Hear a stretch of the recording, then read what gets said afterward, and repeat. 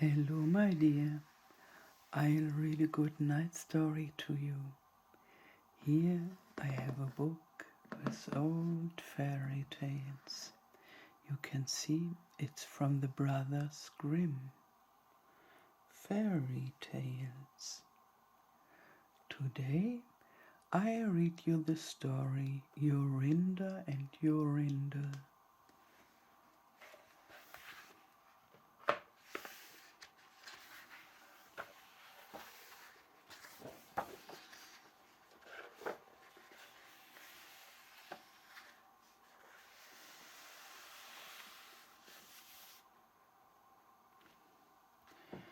Jorinda and Jorindel.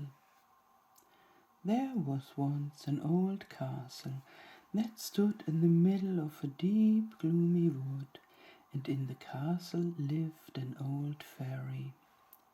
Now, this fairy could take any shape she pleased. All the day long she flew about in the form of an owl, or crept about the country like a cat. But at night she always became an old woman again. When any young man came within 100 paces of her castle, he became quite fixed, and could not move a step till she came and set him free, which she would not do till he had given her his word never to come there again. But when any pretty maiden came within that space, she was changed into a bird, and the fairy put her into a cage and hung her up in a chamber in the castle. There were 700 of these cages hanging in the castle, and all with beautiful birds in them. Now there was once a maiden whose name was Jorinda. She was prettier than all the pretty girls that ever were seen before, and a shepherd lad whose name was Jorindel was very fond of her, and they were soon to be married. One day they went to walk in the wood, that they might be alone, and Jorindel said, "We must take care that we don't go too near to the fairy's castle." It was a beautiful evening. The last rays of the setting sun shone bright through the long stems of the trees upon the green underwood beneath, and the turtle doves sang from the tall birches. Jorinda sat down to gaze upon the sun. Jorindel sat by her side, and both felt sad.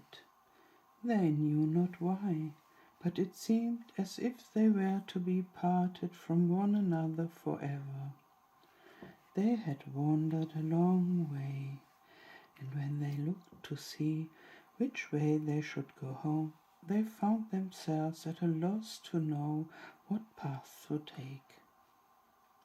The sun was setting fast, and already half of its circle had sunk behind the hill.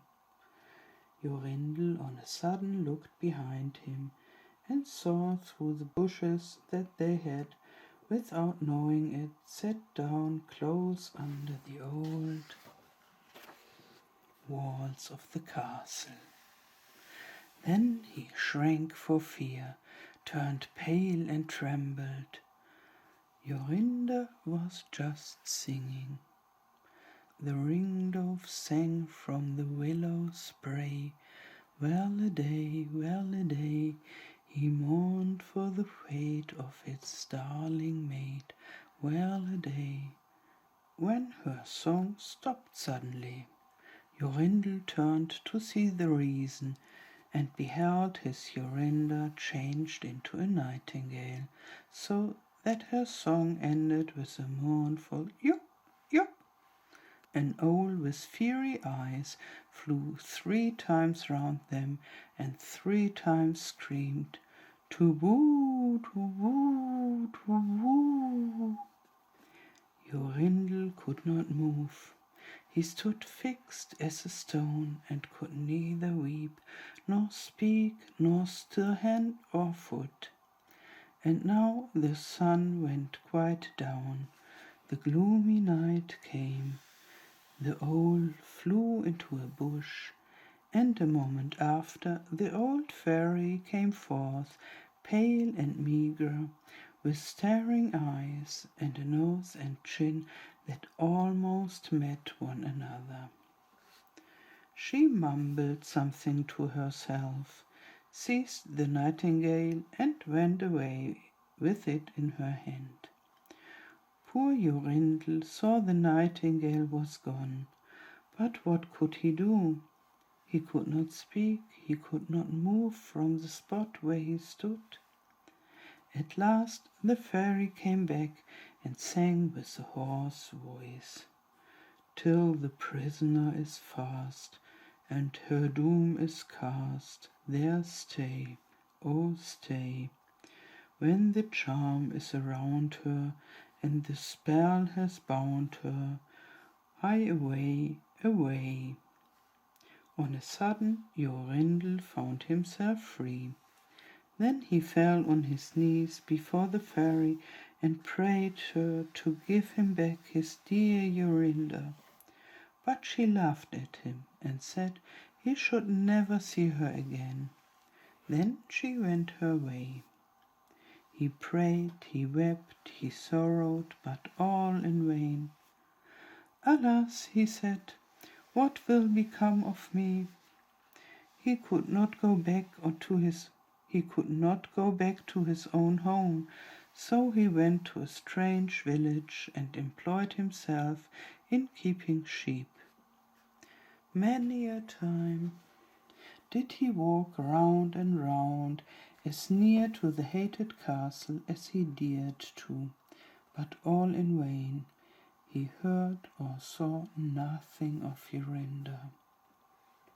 At last he dreamt one night that he found a beautiful purple flower, and that in the middle of it lay a costly pearl, and he dreamt that he plucked the flower and went with it in his hand into the castle, and that everything he touched with it was disenchanted, and that there he found his Jorinda again. In the morning, when he awoke, he began to search over hill and dale for this pretty flower, and 8 long days he sought for it in vain. But on the 9th day, early in the morning, he found the beautiful purple flower, and in the middle of it was a large dewdrop, as big as a costly pearl. Then he plucked the flower and set out and travelled day and night till he came again to the castle.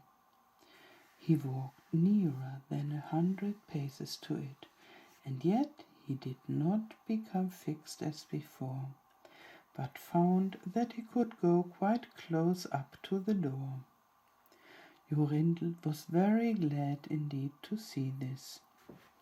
Then he touched the door with the flower, and it sprang open, so that he went in through the court and listened where he heard so many birds singing. At last he came to the chamber where the fairy sat, with the 700 birds singing in the 700 cages. When she saw Jorindel, she was very angry and screamed with rage. But she could not come within 2 yards of him, for the flower he held in his hand was his safeguard. He looked around at the birds, but alas, there were many, many nightingales, and how then should he find out which was his Jorinda?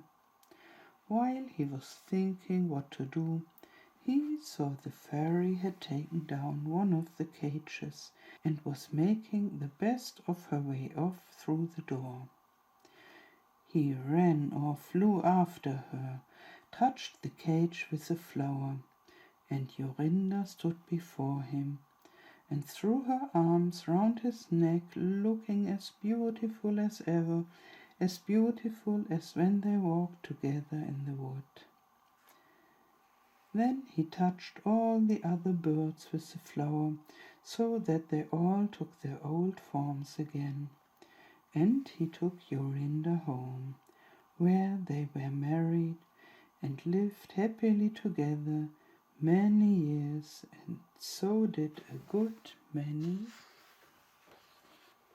other lads, whose maidens had been forced to sing in the old fairies' cages by themselves much longer than they liked. Good night and sleep well.